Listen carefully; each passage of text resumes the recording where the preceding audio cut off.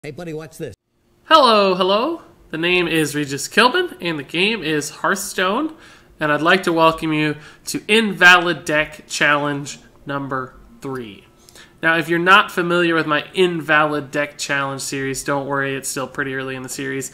What I'd like to do is take an invalid deck. And what that is when you create a new deck in Hearthstone, and we're going to pick Rogue this time, and you don't add any cards, and you hit the Done button, it will say that's an invalid deck. Do you want to finish it automatically? Sane people hit no, crazy people like me hit yes, and this is what you get. The Hearthstone gods will assemble a deck on your behalf, usually picking pretty bad and a random assortment of cards with a halfway decent curve most of the time, as random cards are wont to do.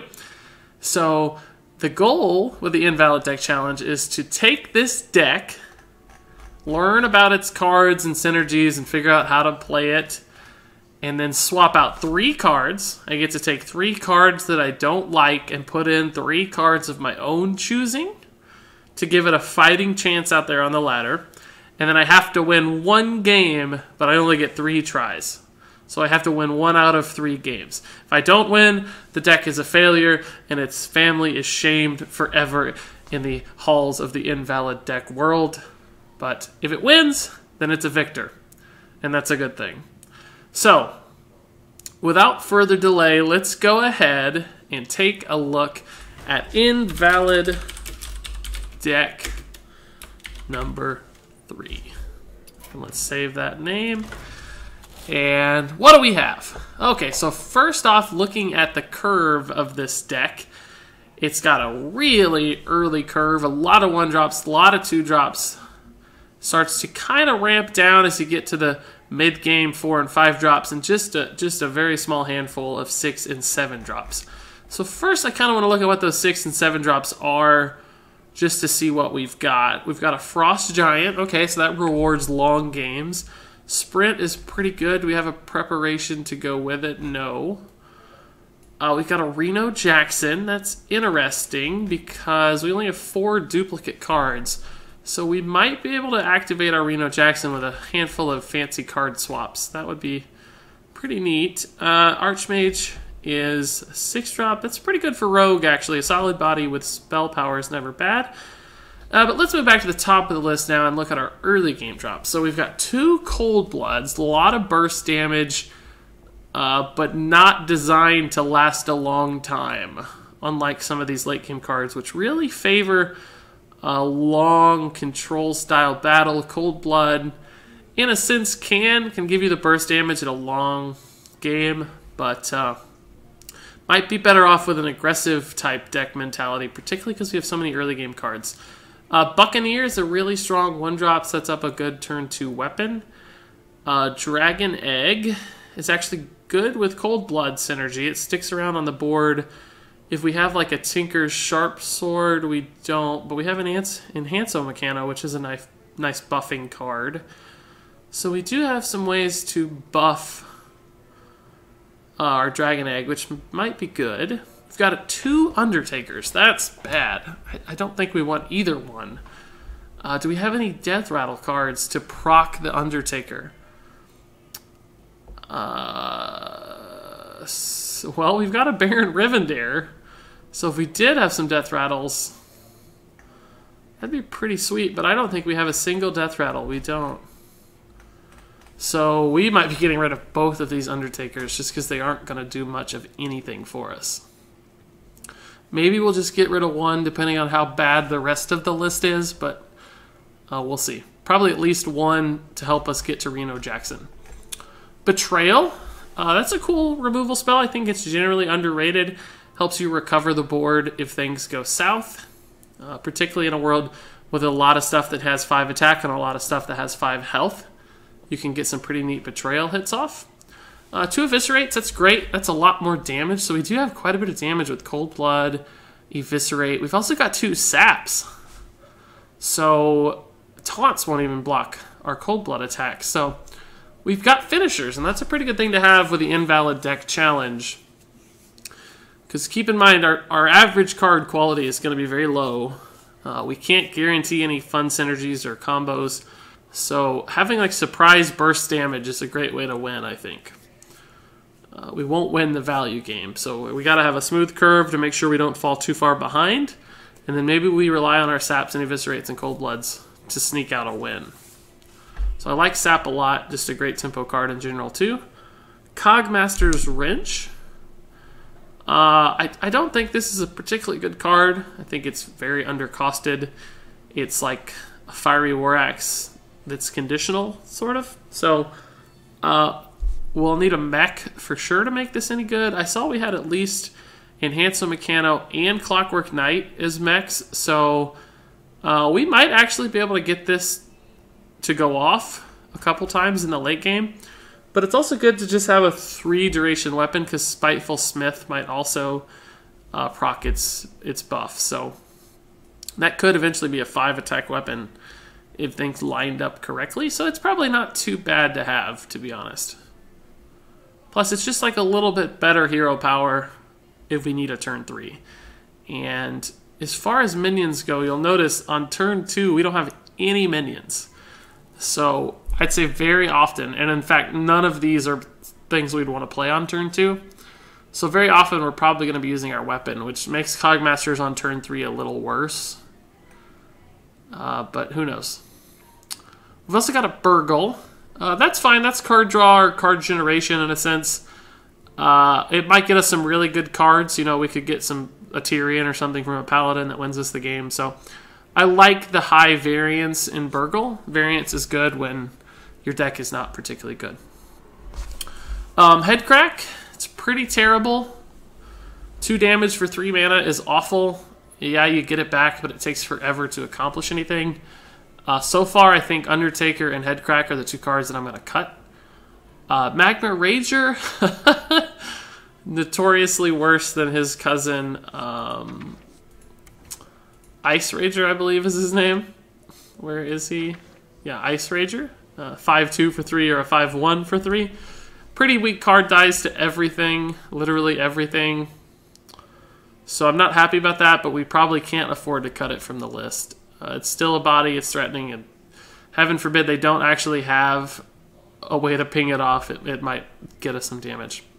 Questing Adventurer, pretty cool card. I think it's underrated, but I don't know that we have the tempo plays like a preparation or cost reductions that make this viable. So putting it on turn 3, in other words, is probably not a good idea.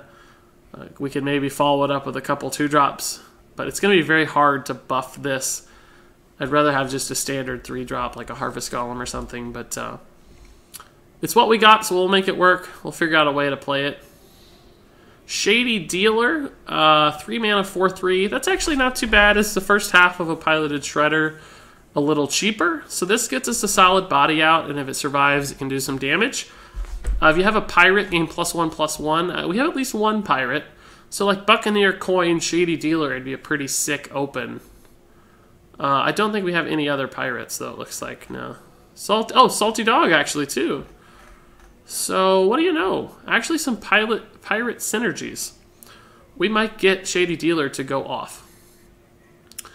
Ancient Shade. Oh, man. It's a pretty bad card. I don't know if there's any way around that. 4 health is so susceptible to everything. It dies to a Shady Dealer, for instance. I'm surprised I have a golden version of that. I should disenchant that. It dies to everything. Piloted Shredder, Shady Dealer.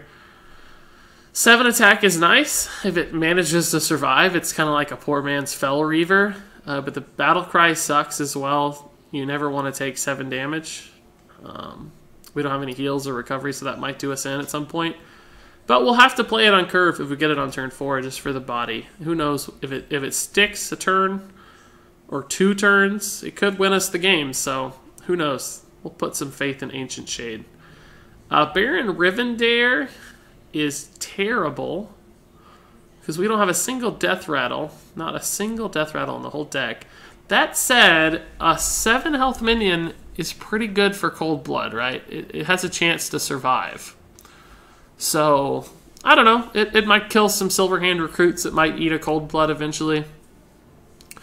I don't think I can afford to get rid of it, although it might be near the bottom of the list. Ancient Shade at least guarantees it's going to be able to do something if it survives. Baron Rivendare, we don't actually know that. It may never do a thing. Enhanso Meccano, Mech, which is nice for our Cogmasters. It's also just a powerful card. If we actually get like a Dragon Egg and a Buccaneer to stick, you know, and a Magma Rager or something. If we got like a Wind Fury on a Magma Rager, that's a good card all of a sudden. So I'm okay with this. If the enemy clears our board and keeps up with us, this is a terrible 4-drop. But we have to pretend like we're going to be ahead and playing ahead and going for the win. So in those scenarios, this one's actually very solid. Stormwind Knight. I think another underrated card in general. It's really, really good with Cold Blood. It's going to be like 6 damage late in the game from hand burst. So with like Stormwind into double Cold Blood into double Eviscerate, we've got an 18 damage combo. So that's pretty crazy from an empty board. Might win us a game. Could also just trade into some 2 health stuff. It's not a bad card, actually. Assassinate's pretty fantastic. We got hard single target removal for anything that's particularly nasty that our opponent plays. So that'll be very solid to have. Clockwork Knight, good follow-up to Enhanso. It helps us build value out of this weak body. So if Enhanso is able to get some buffs, but it survives, and then Clockwork Knight comes down next turn, you get a 4/3 out of it, which is pretty good. Did we have another mech? Or just those 2? I think just those 2. So it'll have to work with Enhanso. But even as a 5-mana 5/5, it's really not too bad.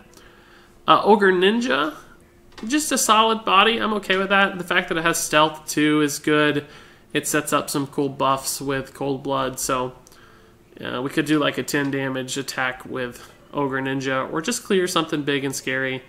And since it has such a big body, the downside of the 50% attack penalty is not even that bad, because it could just clear a minion instead of hitting face or vice versa.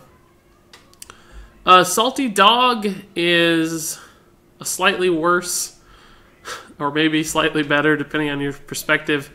Ancient Shade, another 7/4. I'm not happy about that. I'd rather it be a 4/7 like Archmage.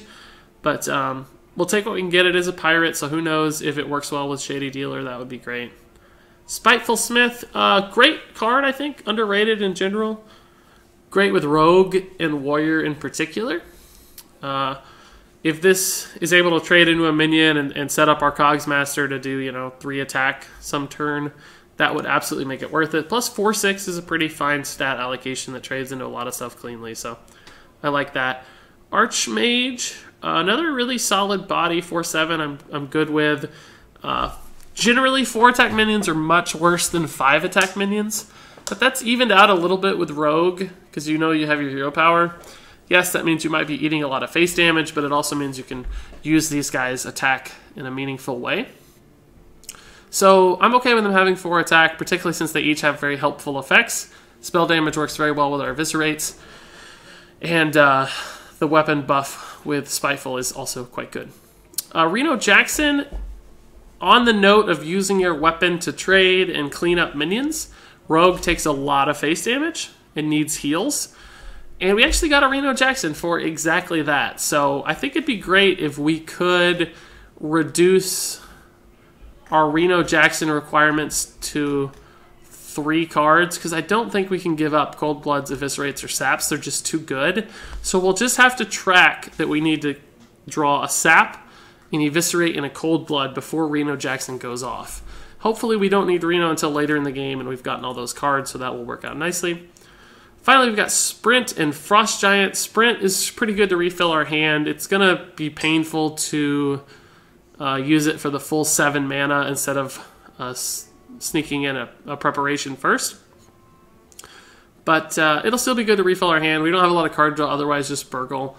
As far as 3-drops that combo with Sprint, we don't have a lot, just these 3, so we may not have good follow-ups to Sprint, but we'll have to see and make it work as we can. Frost Giant is a solid minion.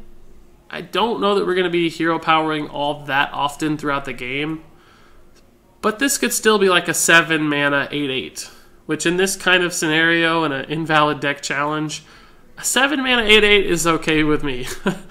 I'll take that. So it's a nice solid late game minion.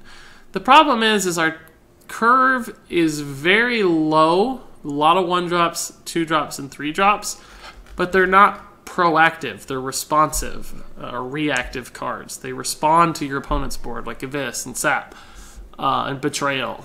So, and even Dragon Egg, it doesn't do anything on its own. Cold Blood takes time to work. So we're kind of built like an aggressive aggro deck as far as our mana curve is concerned. But we're really more of a control deck as far as where our minions are at and what our spells are doing.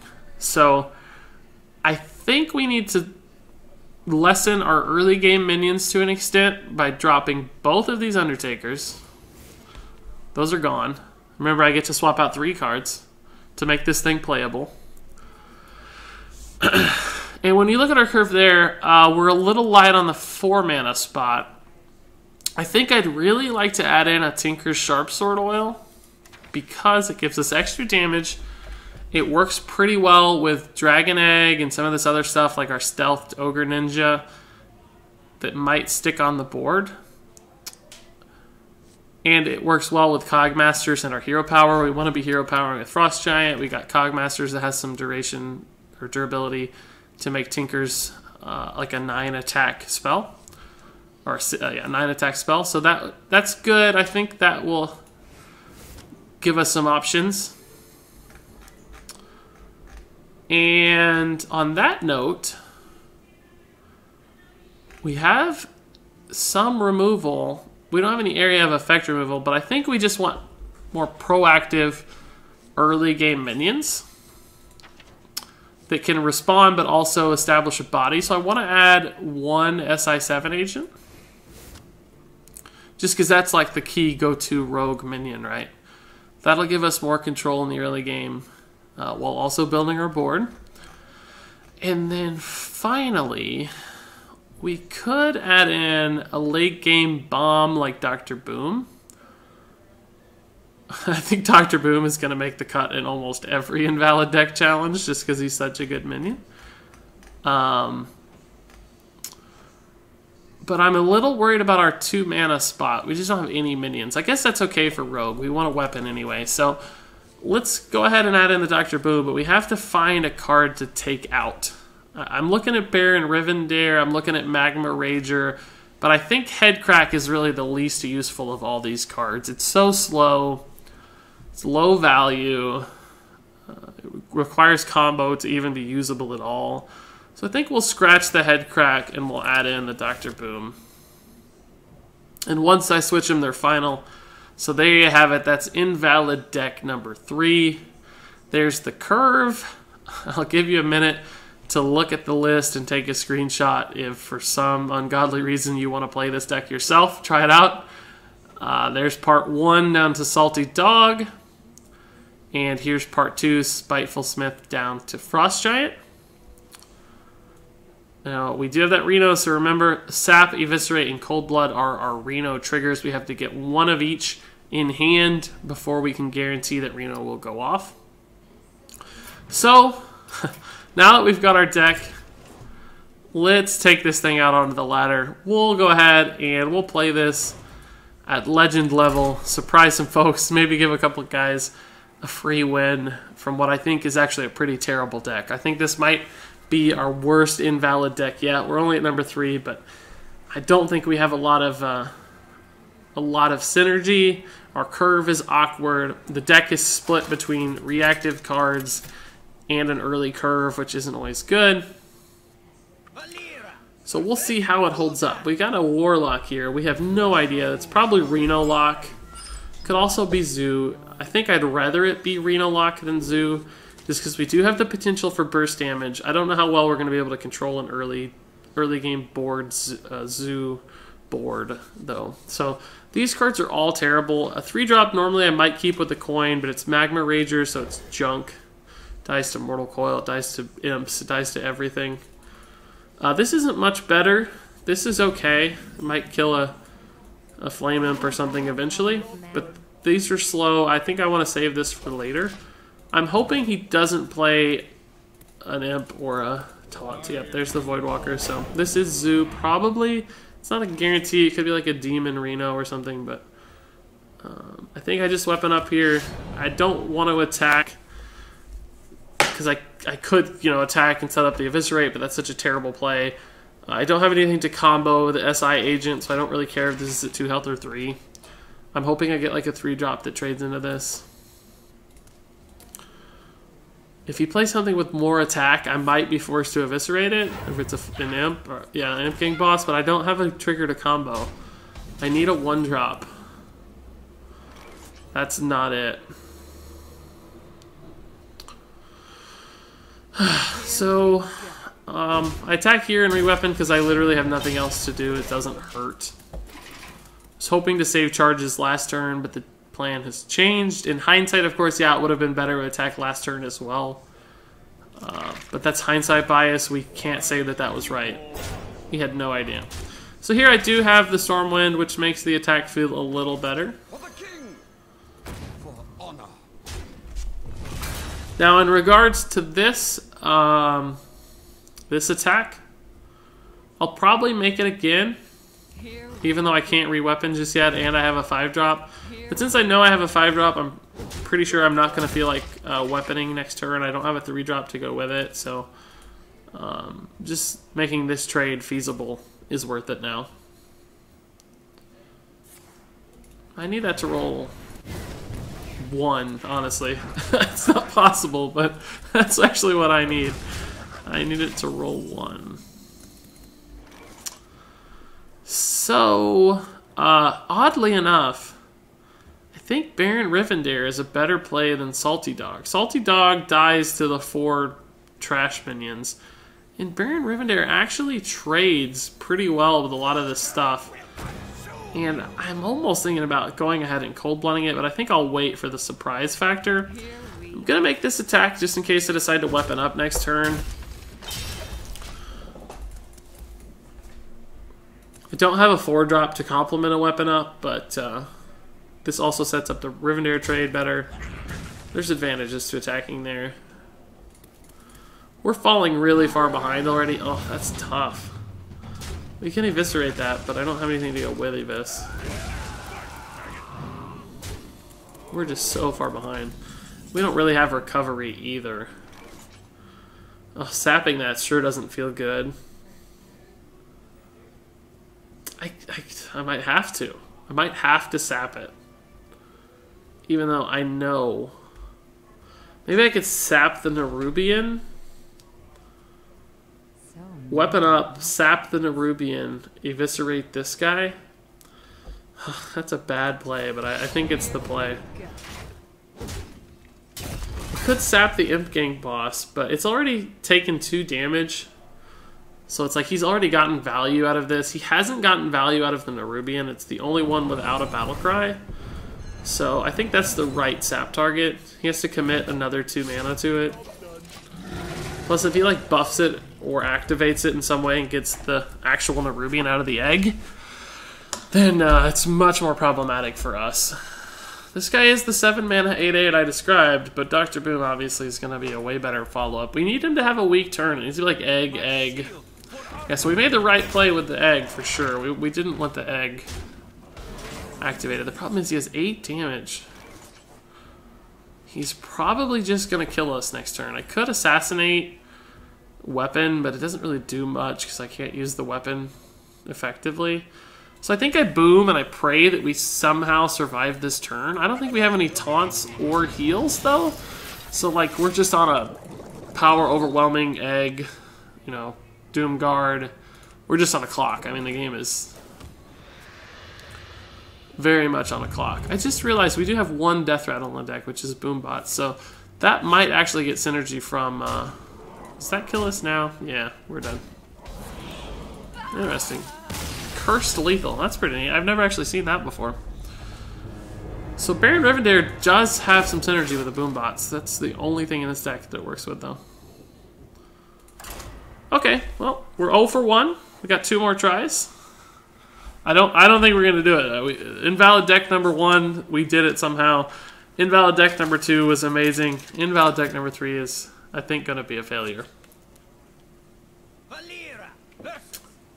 Mirror match. You think he has the same list as us? I don't think he does.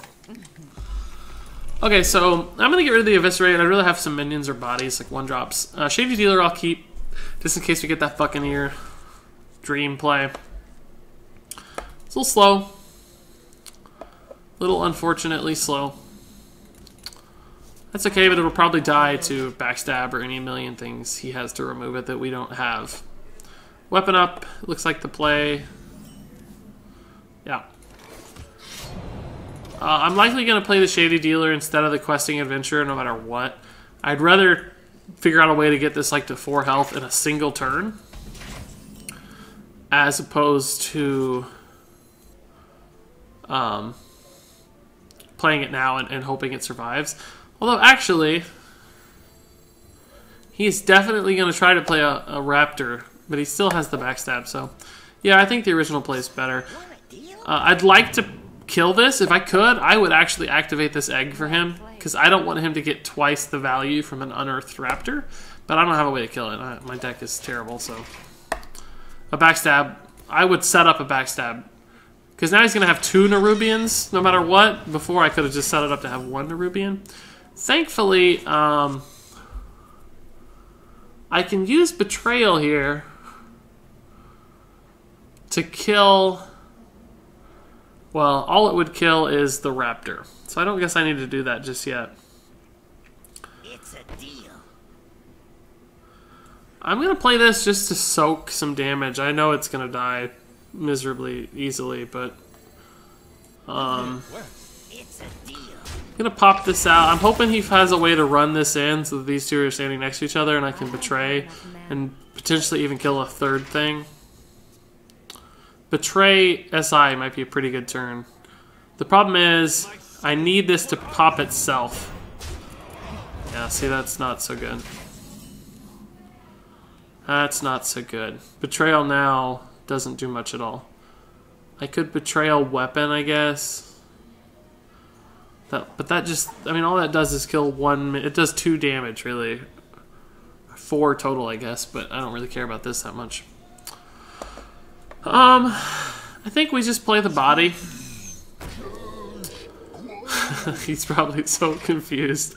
I just played a Shady Dealer into Questing Adventure into Ogre Ninja. I'm going to offer a greetings, just because I bet he is losing it. He's probably losing it. Alright, so this Betrayal looks a little better. But would it help to SI first? No, I don't guess it would. Let's just go ahead and Betray. We can't SI first anyway. We don't have a way to set up the combo. So this really only kills the Raptor and the Defender. It's not that good, but I think we have to do it. I don't know why she's so mad about that. That's not a great play, I don't think. I'm going to kill this first with my face. By the way, have we gotten our... No, we don't have anything Reno. We haven't sapped, we haven't eviscerated, and we haven't cold-blooded, so... Alright, so that was not a great play, but it worked. It's okay. Would have actually rather this missed and hit this one. But we'll take what we can get. So he's setting up the trade. That's good. If I was him, I'd go face, but he doesn't know our deck is this bad, so... It's a reasonable play. You still got 8 damage showing with the hero power, and we have 10 health, so I don't see how we get out of this one, boys. I think I have to assassinate. We don't know what else is in his deck either, but this is not a great play, but I think it's all we've got. I think that was a pretty dream start for him, actually. Double Nerubian Egg and a double Unearthed Raptor. That's pretty sick. I don't know that he has better plays than that to open the game. I think I'm dead, right? He has 8 damage and we can't mitigate any of it. Yeah, I'm just dead.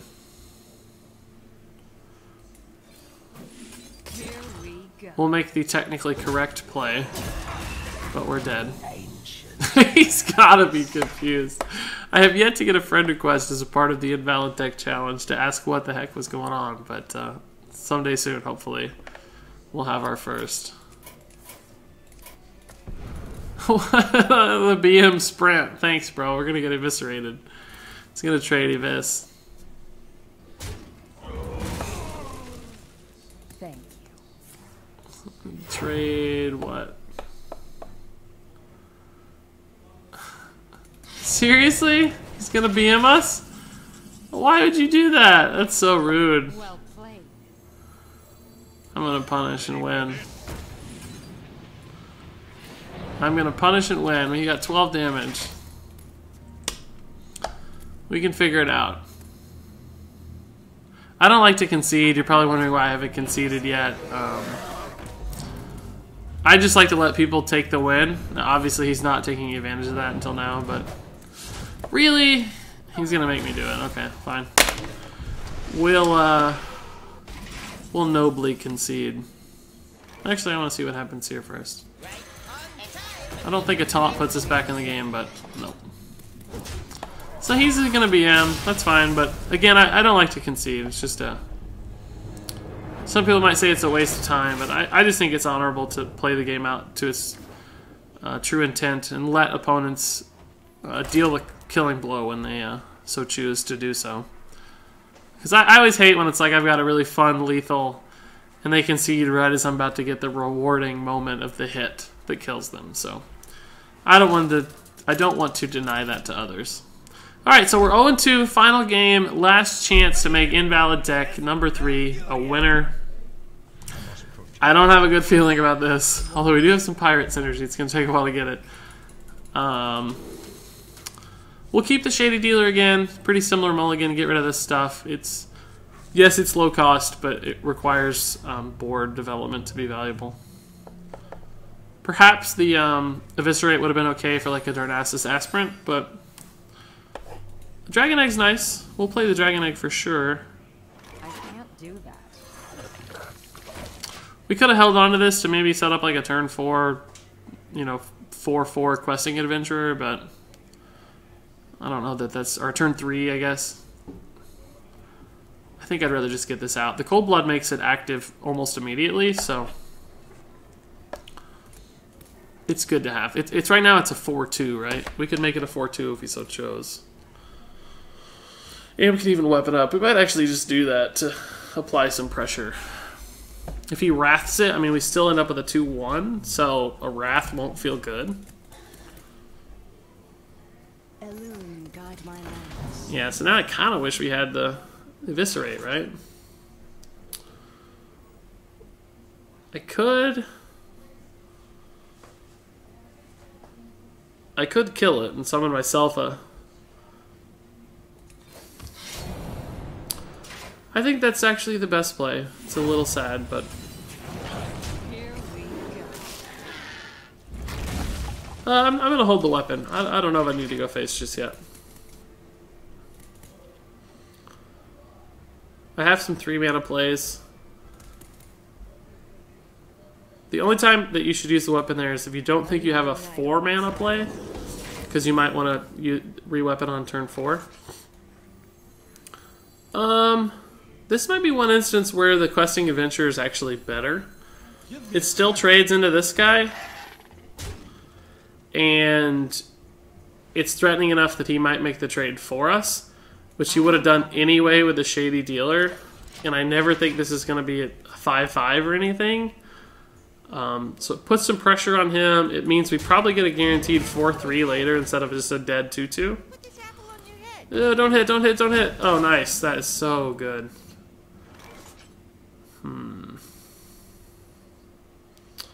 I can't SI7 one of these. I don't have a combo initiator. I think we'll just trade and play the Shady Dealer.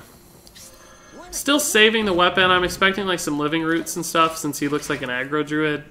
So, and I don't want to commit the mana because I have plays. Where shall I strike? Alright, so Tinkers can actually take care of that pretty well, but oh, Man, that's not great. Oh, actually, this is a pretty solid play. This is a pretty solid play. We don't need this to have 4 because it's trading here anyway, and we get to clean up the juggler. So that's actually great. That worked out really, really well. We got a shot, boys. We got a shot this game. That's all we're really asking for. The deck is invalid. Our dreams are not.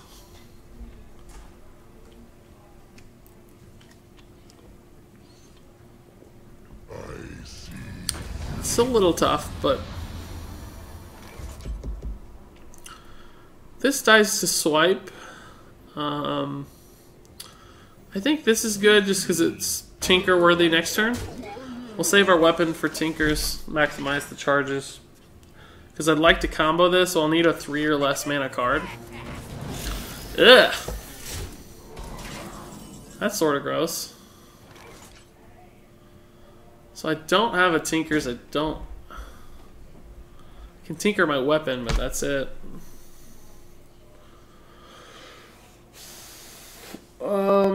Man, these plays. I don't have a good one.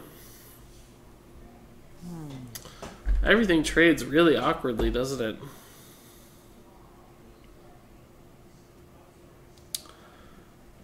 I think I try to do this first, but I'm a little worried I'll accidentally hit a boom bot and kill my SI7 agent, but that's such low odds. Is that going to happen? That's not going to happen. Didn't happen. Okay. So that's actually decent. I can't kill the Dr. Boom, but I go down to 14, which obviously is the magic number for druids. And I can't Reno yet. But I don't know. I think I'm just gonna go face, attack a Boombot, and play this guy. And re-weapon. That's okay. That was probably gonna die incidentally to almost anything anyway, and I'd rather have these guys alive. So he has 8 damage. He's not technically in combo range without an Innervate, but certainly Innervate combo would kill us. So yeah, that would have died anyways. That was actually the best possible Boombot outcome. Oh, I really needed that survive for Tinkers. That is sad. I don't think we can live. It's 11, 12. Yeah. We're done. There's no out. He's got 12 damage, 11, 12. I guess my only hope is killing the piloted Shredder and it being a Doomsayer, which in that case I don't need to play my Ancient Shade. Yeah, it won't help to play the Ancient Shade, because the only chance we have of winning is if this drops a Doomsayer. So it doesn't actually matter that I play that first. Here we go. Yeah, that's not it. Well played. Our crazy, crazy deck. Well played. He's probably got combo too. Not that he needs it. No BM this time. Alright, well, there you have it. Invalid deck challenge number 3 is an absolute and utter failure. Valera, you have shamed us. We'll have to wait another 8 decks before we get to try again with Rogue. But I do not think it's a class well suited to the Invalid deck challenge, or really the ranked ladder for that matter. So there you have it. Here's the deck list one last time. If you want to take this thing out and record yourself getting a win, I would absolutely love to see it. Feel free to take this one out and prove yourself a better player than me with a crazy list. So nothing really good happened. I don't think we ever had a good draw, but I don't think we had much of a chance even if we did. This one is a failure. If you have any comments or questions about invalid deck challenges in general, want to know the rules, have comments about this crazy deck, had fun watching the video, please let me know in the comments. I always appreciate when you take the time to share your thoughts. Stay tuned for Invalid Deck Challenge number 4 and beyond sometime in the near future. Thanks so much for watching, and until next time, game on.